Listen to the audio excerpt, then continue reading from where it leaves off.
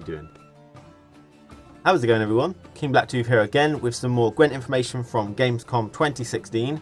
I'm going to dedicate this video and the video afterwards to going through the cards, talking about them, their balance and how they're supposed to be used and whether they're actually good or not very good at the moment. And this video is going to be dedicated to the obvious ones, the ones which have been put onto the Gwent database. They've got nice pictures, good information on them, although there's still some questions. And part 2 is going to be on some of the more obscure ones, the rarer ones that you may not have seen. But as we go into the more obscure ones, their pictures tend to go down in quality and get smaller and smaller until, you know, there's nothing left. So that's why I wanted to split it up into 2 videos, because I really like this artwork, and it's a shame for me to reveal a card to you which is you know, unless it's supposed to be like that. So our first card is Villain Tretinmirth, and we saw some footage from way back where he used a Scorch style move that didn't really fit into any of the Scorches that we knew about, and it still doesn't fit into the abilities he's got here, so that evidence is pretty much gone. It doesn't count because it's so early and it's promotional stuff. So he's kind of like a brand new card now. So Villain Tretinmirth is a 6 strength melee neutral hero, and he has the Inferno ability, which is the new ability to us, and it seems to have a skull icon with 2 arrows either side, but I'll come on to later why I think that's going to change. When played, if the opponent's total strength is 30 or more, then you remove the strongest non-hero units. So I feel like that particular description needs a bit more work on it. It should say if the opponent's total strength is greater than or equal to 30, remove the strongest non-hero unit cards from either his side of the board or from the board. Okay. I'm inclined to believe that Villain Tretinmirth here, it seems to give the impression that it's going to scorch both sides of the board, like a traditional Scorch would, but I'm led to believe, I really feel strongly that it's only going to scorch the opponent's side of the board. For one point, this is a dragon that you're playing, so it should, you know, attack the opponent's side of the board. That's not a very good reason. I wouldn't base my whole thing around that. What I'm basing my reason on is that things like, we've got other cards that have Scorches with conditions, so requirements. So for example, Geralt Igni, he's a Scorch with condition. He checks the opponent's melee row for 15 strength or more. If they have that, then scorches the opponent's melee row only. It doesn't scorch your own. And then you've got the dragon, he scorches the opponent's siege row if it's 15 strength or more, and only the opponent's siege row. So I feel like Villain Tretinmirth here is just a step up. You know, their characters, apart from Geralt Igni, it's just a step up. It broadens the idea. So Geralt Igni looks at one particular row for 15 strength or more and scorches that row only of the opponent's side, where Villain Tretinmirth checks the entire opponent's side of the board for 30 strength, which is 15 more than Geralt Igni, and then hopefully scorches the highest strength unit cards on their entire side of the board. So I really do believe that it's only going to be the opponent's side of the board. If it's not the opponent's side of the board only, I really feel that makes Villain Tretinmirth really quite bad. Because if it was actually kind of a monumental difference. You know, just scorching the entire board or scorching just the opponent's side of the board is a huge difference. Because what you could do then is have the highest strength cards on the board. You could have like 128 card combo with like Northern Realms, Foltest, Dunbanner, Cavalry combo, and have huge strength on the board, but then still be able to scorch the highest strength of the opponent, you know, without having to worry about yourself, which is what Geralt Igni and the dragon allow you to do. Scorch the opponent's side of the board while you've still got high strength cards. So if Villain Tretinmirth, is able to scorch just the opponent's side of the board, he's pretty good. If you've got the highest strength card, you know, numbers on the board, it might not be necessary to scorch. You might win anyway. It might be a useless card in that respect. But I think for the most part, it would make the opponent pass pretty quickly. If you manage to have a high strength combo, and then they're pretty high, but then you knock them down a bit, they're probably just going to pass at that point, if they can. 6 strength for a Scorch is reasonable. I think Saskia she's a choice card. She can do Commander's Horn or Scorch, but it's the traditional Scorch, which this could very well be. But the choice is really nice, but she's Scoia'tael only, so I think deck-specific cards should be a little bit better, because then, you know, neutral cards are a little worse because everyone can have them, in my opinion. So if you remember, at the beginning of Villain Tretinmirth, I said that his icon, the Inferno icon, there was something wrong with it. It doesn't sit well with me. And that is because of this next new card we've got, Okvist. It's another type of dragon with a Scorchy ability. I think it's mostly similar to that other dragon, So Okvist is a 6 strength neutral melee or ranged character card. And he has what looks like the Inferno icon ability. But I think that's wrong. Well, actually, Villain Tretinmirth is wrong. This one actually fits it. So his ability is to Scorch the Siege row if it's 15 strength or more. It says, if the opponent's total strength is 15 strength or more, send the strongest units on row to the graveyard. Now, when it says total strength, I think that means total strength on the row that you're looking on, which makes sense. And that also proves a little bit more that Villain Tretinmirths will do the entire opponent's side as well, because it says send strongest units on row to graveyard, where Villain Tretinmirth just says remove strongest units, because you're already looking on the opponent's side of the board, you know. So I believe I've just even further proved that Villain Tretinmirth is only on the opponent's side. But the problem with Villain Tretinmirth's ability is that the icon doesn't, I mean, both of them have the same icon but have got different abilities. That shouldn't be right. Now, in my opinion, what Villain Tretinmirth's icon is going to change to is a skull with 4 arrows. So we've seen it with Encourage Rally, which I did a video on last, actually. This icon here with Okvist is 2 arrows, which kind of indicates a row. Encourage does the same sort of thing. Whereas Villain Tretinmirth should look on the opponent's entire side of the board. So that should have a skull with 2 arrows for the row and 2 arrows for the rest of the thing. So I believe that will get changed to something similar to the Encourage Rally. Now, Okvist as a card itself is going to be quite popular. I don't think ranged is a row that a lot of people are using at the moment, but he's definitely going to be a card which a lot of people will pick. A lot of people are picking that other dragon, Michael Berkelberg, because he's just so good that you can decoy them up quite a lot. You can medic them out quite a bit and just keep playing the Scorch if the opponent has a deck which is very orientated around that particular row. So he's a vital card. I don't think he's going to see much use yet because the range row is quite bare at the moment. But we'll have to see what decks people make from the Gwent database before we can make that assumption. But it's good that he's here. And he can be placed on melee or range, but you'll always Scorch the main. So he's actually got some pretty decent strategy there. You can, if you're like got the fog in play, you can actually still get the 6 strength by placing him on the melee, which is really good. It's a very good melee attacking ranged option, which is really, really nice. So our next card is the Havkaran Smuggler. Now, Scoia'tael is starting to get a new type of deck structure, right, which is really interesting. A couple of cards are getting a bit complementary, and this is probably one of the main ones. Havkaran Smuggler. It's a 2 strength Scoia'tael only card, which is ranged and troop. It also has the Empower special card. So Empower generally adds strength to this card whenever a certain thing happens. In this case, special. So it's a passive. This card gains +4 strength anytime anyone plays a special card. So the amount of special cards in the game are quite high, to be honest. You got all your weather cards, your Frost, your Fog, your Rain, your Clear Weather, your White Frost, your Skellige Storm. You got Promotion, Mushrooms, Commander's Horn, Scorches. You know, a lot of special cards. So this guy is going to go up in strength really, really quickly. Now, there's not much else to say about this card, but he's kind of a pivotal point to complementary cards which work really well with this whole kind of Scoia'tael idea of a deck. So the next card we've got is one of these complementary cards called Nature's Gift. Okay, this is a special Scoia'tael only card, and when it's played, it transforms into the last special card played and plays instantly. So effectively, this is any special card in the game, providing it was the last one played. Okay, that itself requires a bit of strategy on the opponent's part if they believe the Scoia'tael has this card in their hand. You know, you don't want to play a Scorch because then they can play Nature's Gift and just Scorch you straight back.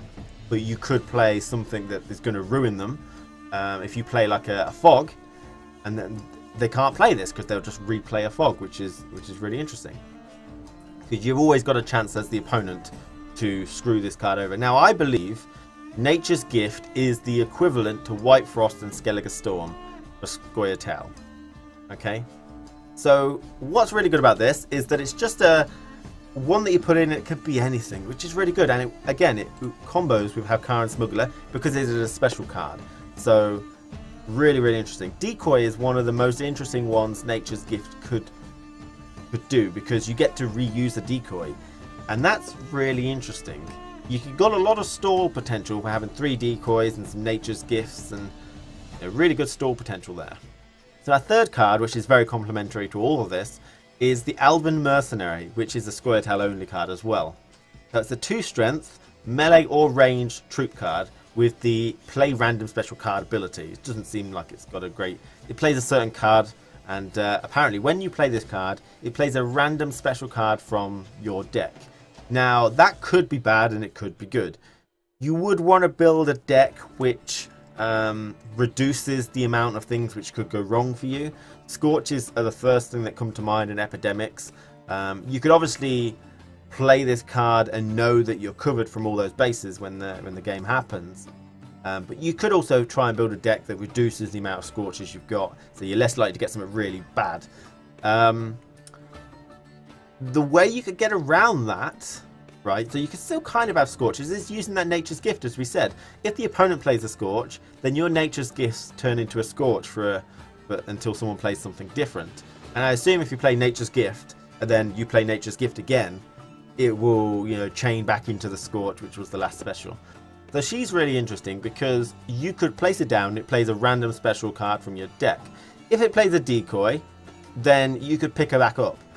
And then you could play Nature's Gift later on, providing the opponent doesn't play something, and you've got another decoy and another one, and you can place her down and then decoy her up again. And you could, do a lot of combos with this card. So you can sort of see the Scoia'tael special card deck starting to come out a little bit, with Nature's Gift and Elven Mercenary and Halkara and Smuggler as well.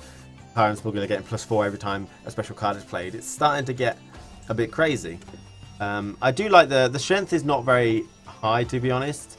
I'm thinking that maybe this card wouldn't be too great to put in unless you're building a deck like that, because the random nature is going to be bad.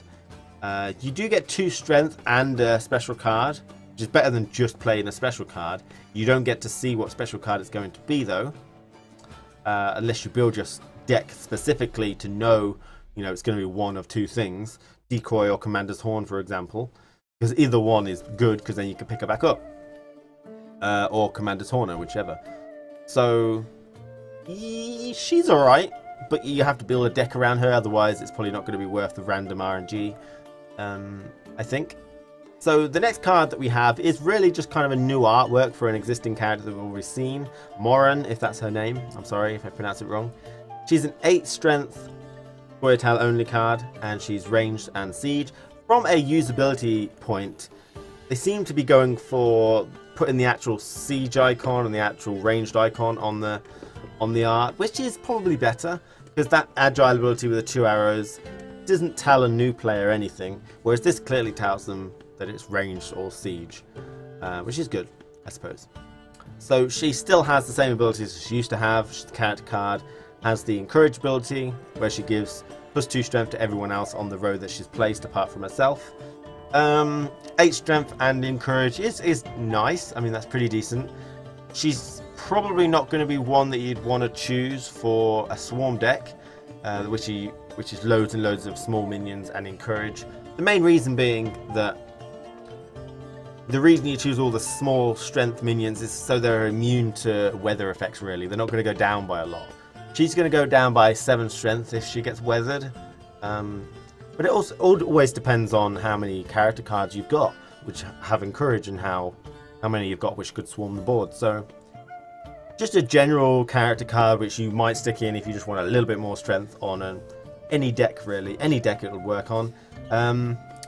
Mahakaman Guards, for instance, we've seen melee, siege and ranged. There's more on melee and more on range than there is on siege, so she can only help the ranged Mahakaman guards as well, which is interesting. Speaking of Mahakaman guards on siege, speaking of Mahakaman guards on ranged, we have the Dwarven Mercenary in the next card, and this is pretty much a Mahakaman guard for ranged. So 6 strength troop card, Scoia'tael only, and it's on the ranged, and it has the resilient ability. So speaking of Mahakaman guards, we have a Mahakaman guard for ranged, which is the Dwarven Mercenary card. So it is pretty much identical to Mahakaman guard, but it just goes on the ranged row. So 6 strength Scoia'tael troop card that can be placed on ranged. It has the resilient ability. Resilient is passive, keep on the battlefield after each round. I've said before, if they get scorched, I'm pretty sure they stay in the graveyard. It says keep on the battlefield, not return to the battlefield. That's more of a Death Wish ability. But 6 strength on ranged. Now, that is good. I'm not sure you could actually build a full deck with Mahakaman guards and Dwarven Mercenaries resilient things and actually still be quite competitive. They're all 6 strength, which is really, really sort of worrisome.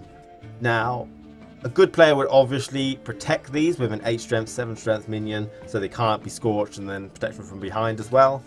One of the issues being that you are playing Scoia'tael, so you do get to choose at least one time during the game who goes first and who goes second. The Dwarven Mercenaries and the Mahakaman guards kind of make you want to go first yourself, because after the end of a round, if all your Mahakaman guards stay on the board and all your Dwarven Mercenaries stay on the board, they're all 6 strength. If it's the opponent's turn, because they won the round, for example, they're just going to scorch the whole fucking lot. That's it, you know? It's crazy, I don't know. Now, so that would indicate that as a Scoia'tael player, you'll say, okay, I don't want him to do that, so I'm going to go first this time. But that's negative for you. You're losing card advantage by using your deck ability that way, and then you still got to worry about round 3, providing you lost one or whatever. You can't do that for 2 rounds in a row. If your opponent is playing Scoia'tael, they could say, I want to go first in order to get rid of, you know, maximum 6 Mahakaman guards. So 6, 12, 18, double 18, 32 is it? 36. So a lot of strength lost there. And I think if the opponent saw you have 3 Mahakaman guards and 3 Dwarven Mercenaries, by using their Scoia'tael ability in that way, I think that would be worth it. To scorch off all of those, because they're going to be really annoying. So it's not really... It's a tough call. They are clearly good. Staying on the board between all 3 rounds. There are 3 of them. Really, really good. But the thing is, you have to place each one individually. So it's not really something you're going to see a lot. They're definitely weak to weather effects, fogs and stuff. Fogs are quite common with monster decks.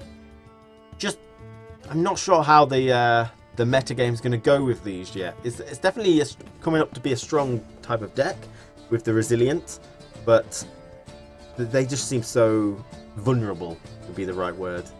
Very, very difficult. Cow is a good idea to combo with these, so you get a 10 strength fiend on the next turn.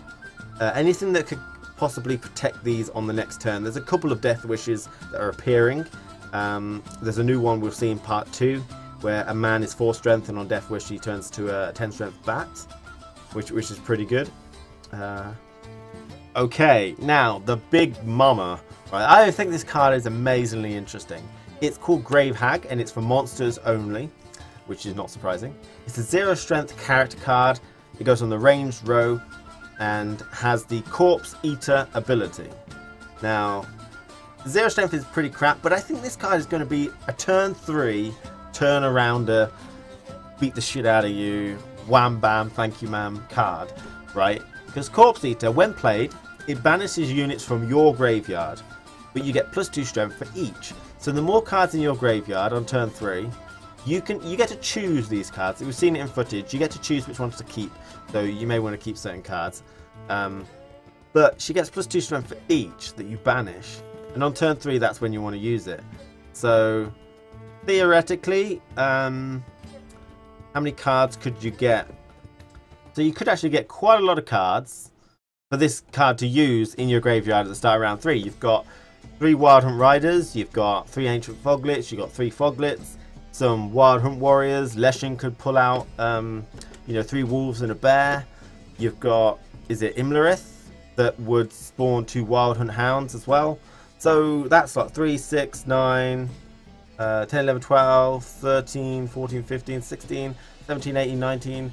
If you can do character cards, 20, 21, a lot of cards. And then obviously you get 2 strength for each of them. So she is definitely a card which could win you round 3. So she'd be really good with Swarm decks, which gets a lot of cards on the board without playing much. I know I said a lot of cards there, but Wild Hunt Rider's only 1 card. Ancient Foglets only 1 card in your hand. Foglets are no cards, you know. Leshen's only 1 card. So you could get a lot of cards in the graveyard, and if you try for that kind of deck, should be so good as a round 3, bam, you know, just place it down, get screwed. Really good card. Really like the idea of banishing for strength. I do like that a lot. So that is it for part 1. All these cards are on Gwent database if you want to have a look at them anymore. I think you can start mixing them into decks now, start building decks with them. Hopefully you'll see something you haven't seen before. Take care guys, and I'll see you later.